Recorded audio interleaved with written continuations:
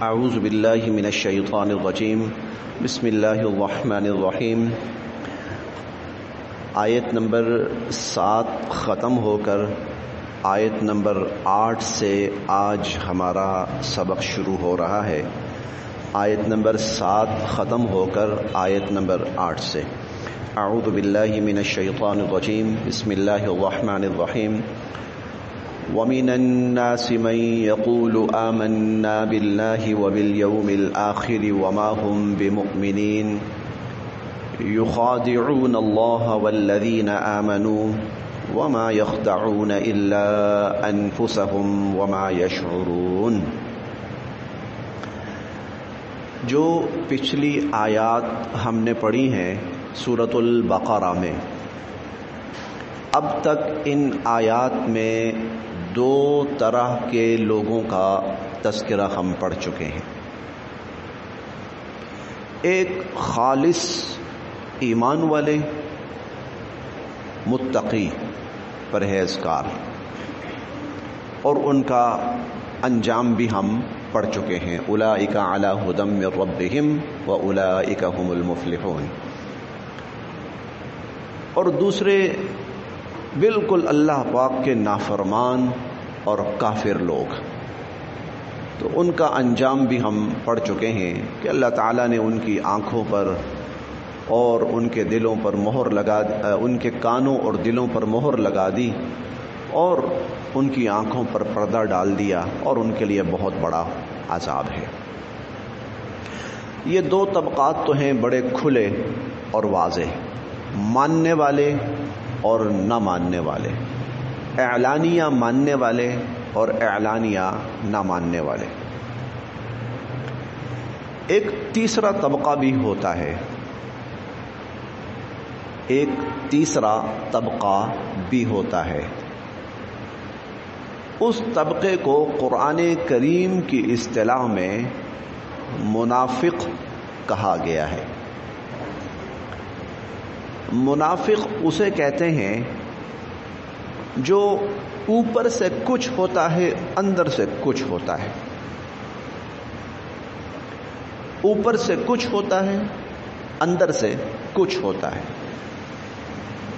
متضاد، اس کی شخصیت میں تضاد ہے، اس کو منافقت کہا جاتا ہے۔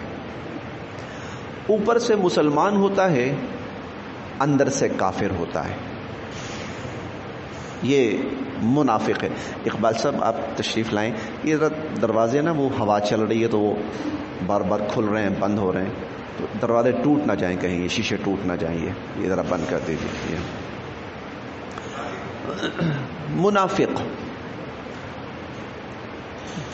منافق اب یہ شخص کافر سے بھی زیادہ خطرناک ہے۔ کافر کے بارے میں کھلم کھلا پتہ ہے کہ یہ کافر ہے، مسلمانوں کے سامنے اس کی حیثیت کھلی ہوئی ہے، لہذا مسلمان کا طرز عمل خود بخود اس کے ساتھ واضح ہے کہ میں نے اس سے ملنا کیسے ہے، جلنا کیسے ہے، بیٹھنا کیسے ہے، برتاؤ کیسے کرنا ہے، کہاں تک اس کے ساتھ شامل ہونا ہے اور کہاں تک اس کے ساتھ شامل نہیں ہونا۔ لیکن ایک شخص منافق ہے، سمجھ یہ رہے ہیں کہ یہ ہمارا کوئی خیر خواہ ہے، ہمارا دوست ہے، ہمارا ساتھی ہے، اوپر سے اس نے اپنے آپ کو مسلمان ظاہر کیا ہوا ہے، لیکن اندر سے وہ کافر ہے۔ اب یہ شخص کیا دے رہا ہے؟ دھوکہ، بہت بڑا دھوکہ دے رہا ہے۔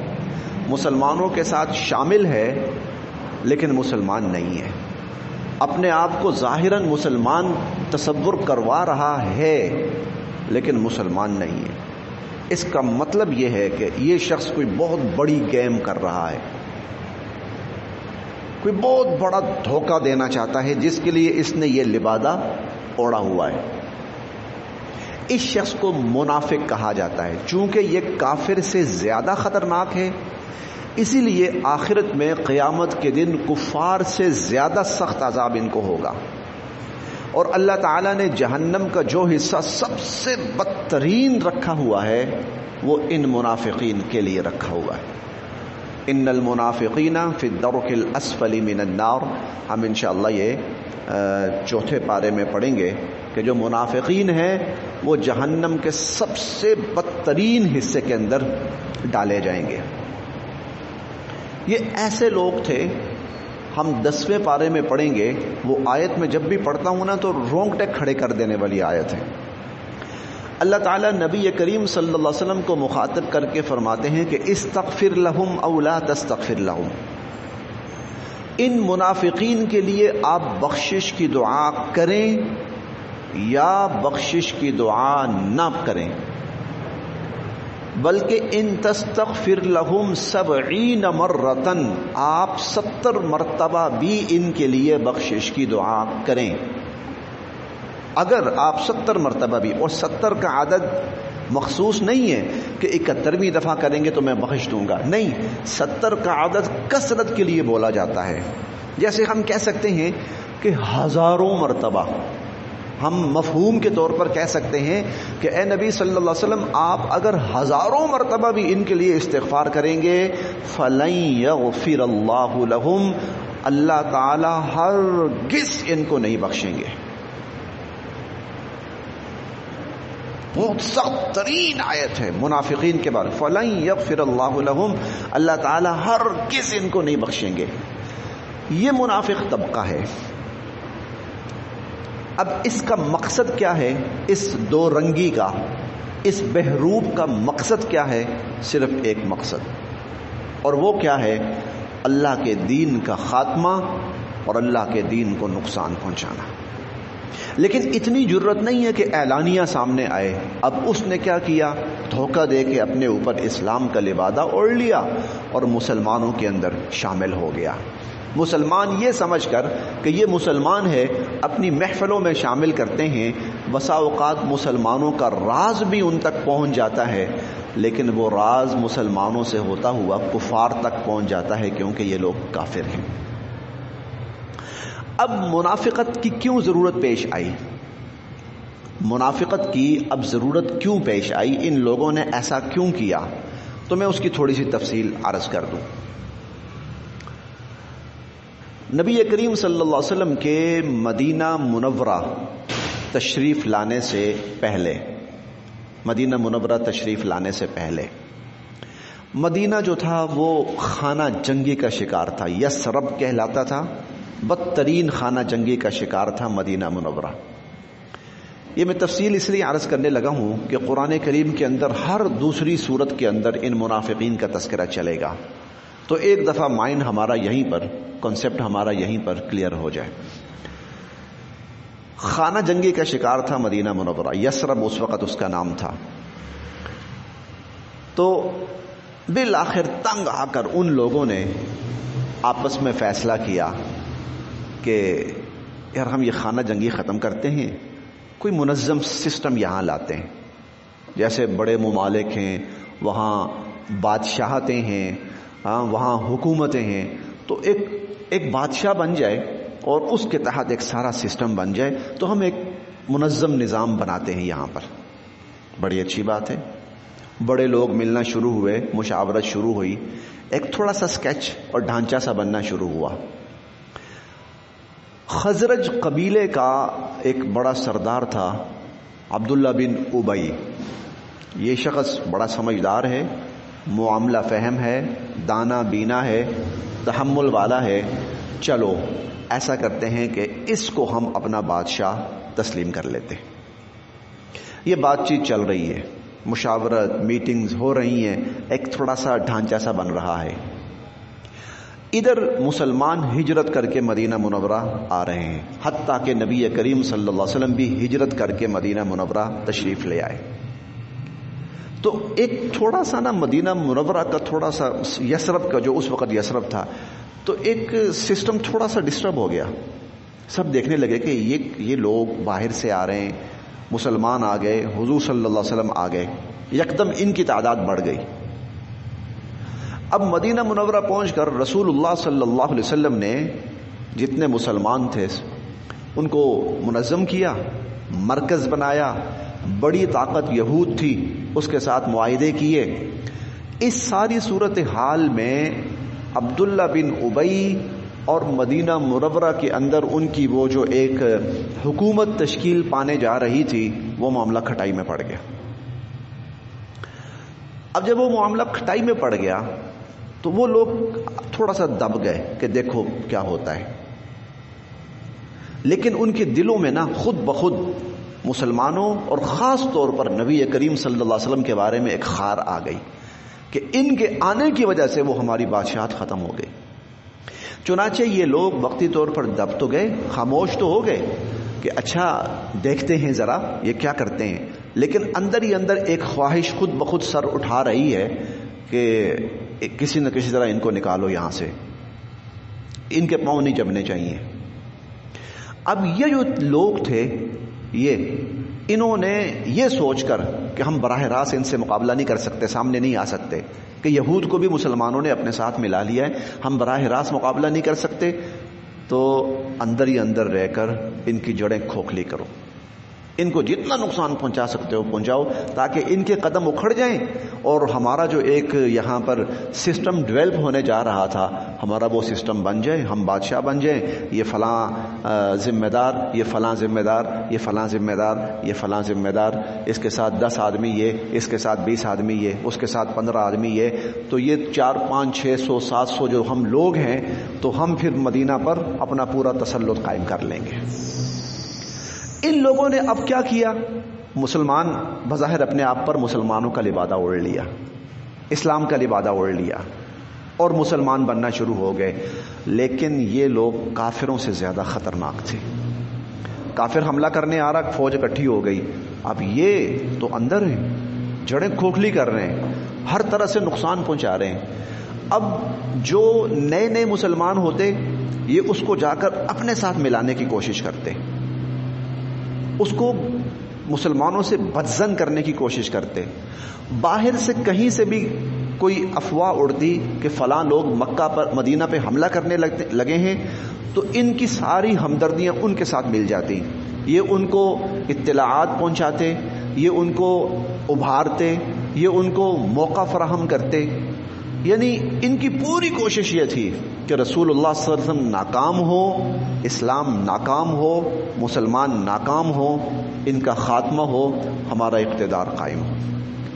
ان کی پوری کوشش یہ تھی، لیکن چونکہ وحی نازل ہو رہی ہے، اللہ تعالیٰ کے نبی ہیں، اللہ کا کلام اتر رہا ہے، اس لیے ان کی کوششیں جو ہیں وہ ناکام ہوتی چلی گئی۔ لیکن یہ منافق طبقہ جو ہے یہ ہمیشہ رہے گا، یہ ایک بڑا طبقہ منافقین کا یہ تھا، اسلام کا لبادہ اوڑھ لیا، اندر سے کافر، جہاں موقع ملا وار کرنے کی کوشش کی، چاہے حضور صلی اللہ علیہ وسلم پر، چاہے مسلمانوں پر، چاہے ازواج مطہرات پر، چاہے مسلمان خواتین پر۔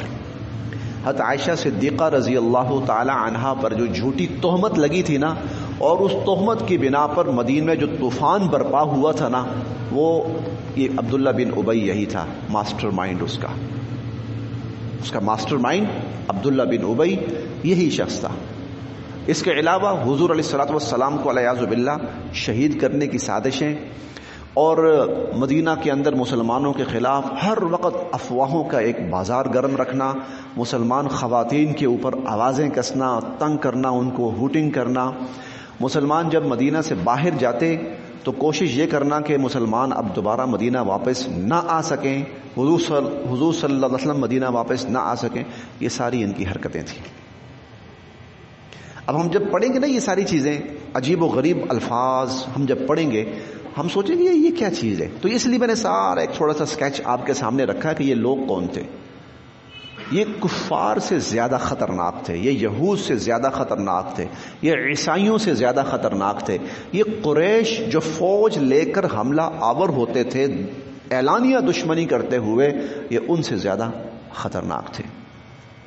لیکن لبادہ ایسا اوڑا ہوا تھا کہ کئی مسلمانوں کی ہمدردیاں ان کے ساتھ ہو جاتی تھی، یار مسلمان ہیں، نماز پڑھتے ہیں، یہ تو نماز پڑھتے ہیں ہمارے ساتھ، یہ تو ہمارے ساتھ ذکر کرتے ہیں، یہ تو ہمارے ساتھ قرآن پڑھتے ہیں، تو مسلمان تھوڑا سا نا بسا اوقات ان کے بارے میں نرم دل ہو جاتے تھے۔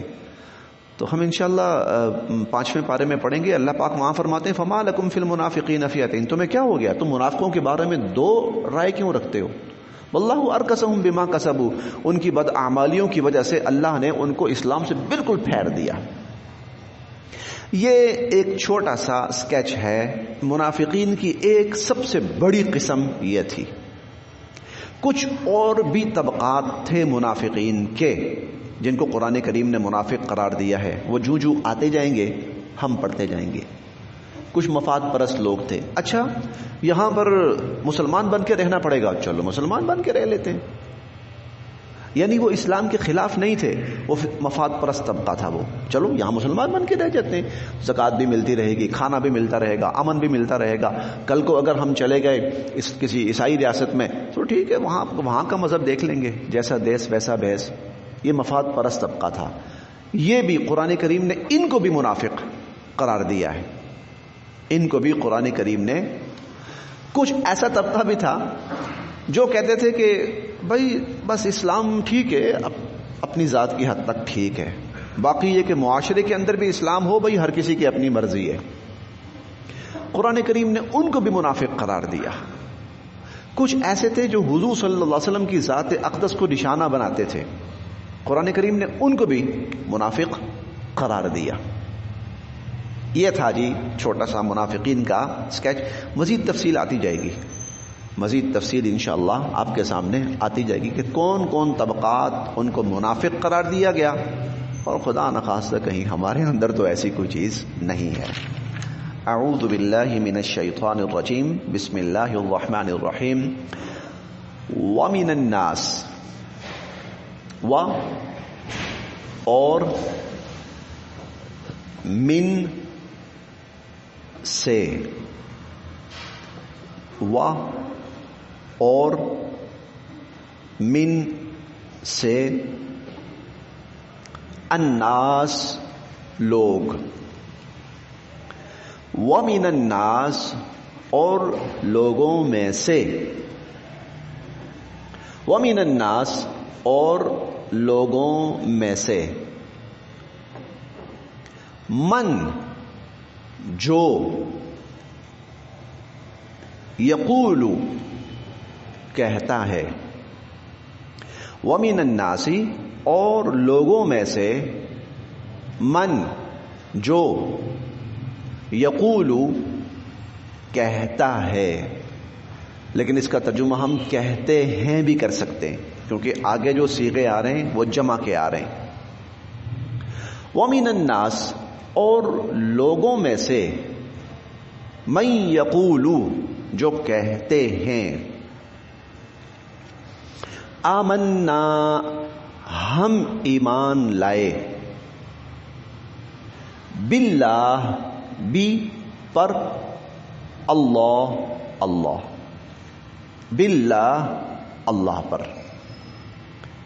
وَمِنَ النَّاسِ اور لوگوں میں سے، مَن یقول جو کہتے ہیں، آمنا ہم ایمان لائے، باللہ اللہ پر، و اور بھی پر، الیوم دن، الآخر آخرت کا، وبالیوم الآخر اور آخرت کے دن پر. آمنا باللہ ہم ایمان لائے اللہ پر، وبالیوم الآخر اور آخرت کے دن پر. ومن الناس اور لوگوں میں سے، من یقول جو کہتے ہیں، آمنا ہم ایمان لائے، باللہ اللہ تعالی پر، وبالیوم الآخر اور آخرت کے دن پر. و اور ما نہیں، ہم وہ، بمؤمنین ایمان لانے والے، وما ہم اور نہیں ہیں وہ، بمؤمنین ایمان لانے والے. ومن الناس من یقول لوگوں میں سے وہ بھی ہیں جو کہتے ہیں آمنا باللہ، ہم ایمان لائے اللہ تعالی پر، وبالیوم الآخر، اور آخرت کے دن پر، وما ہم بمؤمنین، اور وہ ایمان لانے والے نہیں ہیں، وہ ایمان والے نہیں ہیں۔ ظاہر ہے دل سے تو اللہ کو اللہ مانتے ہی نہیں تھے، آخرت کو مانتے ہی نہیں تھے دل سے، یہ تو صرف اپنے اوپر پردہ ڈالنے کے لیے ایمان کا اظہار کر رہے ہیں۔ یخادعون، دھوکہ دیتے ہیں، یخادعون، دھوکہ دیتے ہیں اللہ تعالی کو، اور الذین، جو لوگ آمنو، ایمان لائے۔ یخادعون اللہ، یہ اللہ تعالی کو دھوکہ دیتے ہیں، والذین آمنو، اور ایمان والوں کو دھوکہ دیتے ہیں۔ یخادعون اللہ، یہ اللہ کو دھوکہ دیتے ہیں، والذین آمنو، اور ایمان والوں کو دھوکہ دیتے ہیں۔ یعنی وہ یہ سمجھ رہے ہیں کہ جیسے ہم نے اللہ کو دھوکہ دے دیا ایسا کر کے، اور ایمان والوں کو جیسے ہم نے دھوکہ دے دیا ایسا کر کے، جیسے اللہ کو پتہ ہی نہیں چلے گا کہ ہم کیا کر رہے ہیں، ایمان والوں کو پتہ ہی نہیں چلے گا کہ ہم کیا کر رہے ہیں۔ یخادعون اللہ، وہ اپنی دانست میں اللہ کو دھوکہ دیتے ہیں، والذین آمنو، اور ایمان والوں کو دھوکہ دیتے ہیں، اور ما، نہیں، وما، اور نہیں، یخدعون، وہ دھوکہ دیتے، وما یخدعون، اور وہ نہیں دھوکہ دیتے، وما یخدعون، اور وہ نہیں دھوکہ دیتے، الا، مگر، انفسہم، یہ دو لفظ ہیں، انفس اور ہم، انفس اور ہم، انفس جانے، ہم اپنی، وما یخدعون، اور وہ نہیں دھوکہ دیتے، الا، مگر، انفسہم، اپنے آپ کو، وما یخدعون الا انفسہم۔ اب میں اس کا سلیس ترجمہ کرتا ہوں، وما یخدعون الا انفسہم، وہ صرف اپنے آپ کو دھوکہ دے رہے ہیں، وما یخدعون الا انفسہم، وہ صرف اپنے آپ کو دھوکہ دے رہے ہیں۔ اللہ کو بھی ان کے کرتوتوں کا پتہ ہے، اور ایمان والے بھی ان سے واقف ہوتے چلے جائیں گے۔ وما یخدعون الا انفسہم، اور وہ نہیں دھوکہ دیتے مگر اپنے آپ کو، وما، اور نہیں، یشعرون، اس چیز کو سمجھ رہے، وما یشعرون، اور وہ اس چیز کو سمجھ بھی نہیں رہے، وما یشعرون، اور انہیں اس چیز کا شعور بھی نہیں ہے، اور انہیں اس کا پتہ بھی نہیں ہے کہ وہ اپنے آپ کو دھوکہ دے رہے ہیں، انہیں اس کا احساس بھی نہیں ہے کہ وہ اپنے آپ کو دھوکہ دے رہے ہیں۔ وما یخدعون الا انفسہم، اور وہ نہیں دھوکہ دے رہے مگر اپنے آپ کو، وما یشعرون، اور ان کو اس چیز کا بھی نہیں پتا کہ وہ اپنے آپ کو دھوکہ دے رہے ہیں۔